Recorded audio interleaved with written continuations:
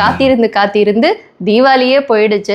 ரொம்ப எக்ஸ்பெக்ட் பண்ணேன் தீபாவளிக்கு முன்னாடி. ஆனால் இந்த கொரியர் சென்ட் பண்ணியே கிட்டத்தட்ட 15 நாள் ஆயிடுச்சு. போஸ்ட் ஆஃபீஸ்லேருந்து ஸ்பீட் போஸ்ட்லேருந்து அனுப்பியிருந்தாங்க. அப்படி இருந்துமே தீபாவளி முன்னாடி நாள் வந்திருந்தா கூட கொஞ்சம் மனசு வந்து தேறி இருக்கும். நேற்று வரைக்குமே எக்ஸ்பெக்ட் பண்ணேன், வரவே இல்லை. இன்னைக்கு தான் ரிசீவே ஆயிருக்கு. என்னெல்லாம் அனுப்பியிருக்காங்கன்னு சொல்லிட்டு பார்த்துடலாம். என்னோட ஹஸ்பண்ட்க்கு தாங்க மெயினாக ட்ரெஸ் வந்து ஆர்டர் போட்டிருந்தேன் நான். ஏன்னா நானாக போய் எடுக்கலைன்னா அது ஃபேட் ஆகி கிழிஞ்சு போகிற வரைக்குமே அவர் வந்து எடுக்க மாட்டார். ஷர்ட் வந்து ப்ளூ கலரில் நான் வந்து என்னோட சாரிக்கு மேட்சாக தீபாவளிக்காக வாங்கினேன். ஷோரூமில் போய் வாங்குவேன்.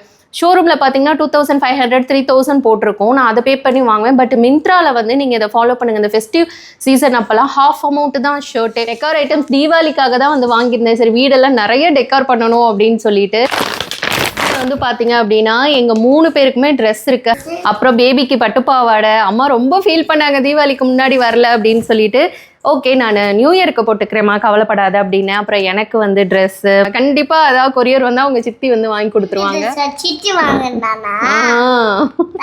அப்புறம் இன்னொரு ட்ரெஸ் வந்து க்யூட்டாக இருக்குலாம் வந்துட்டு சொல்லியிருந்தேன். பேக்கிங் ப்ராடக்ட்ஸ்லாம் வந்து வாங்கி அனுப்பிச்சிருந்தாங்க. இதுலேருந்து தீபாவளிக்காக சீர் கொடுக்கணும்னு சொல்லிட்டு வாங்கியிருந்தாங்க. ஒரு தடவை அம்மா வீட்டிலேருந்து கொரியர் வரும்போதும் அவங்களே வந்துட்டு போன மாதிரி ஒரு ஃபீல் இருக்கும். அவ்வளோ லவ்வோடு பார்த்து ஒன்று வாங்கி அனுப்பியிருப்பாங்க.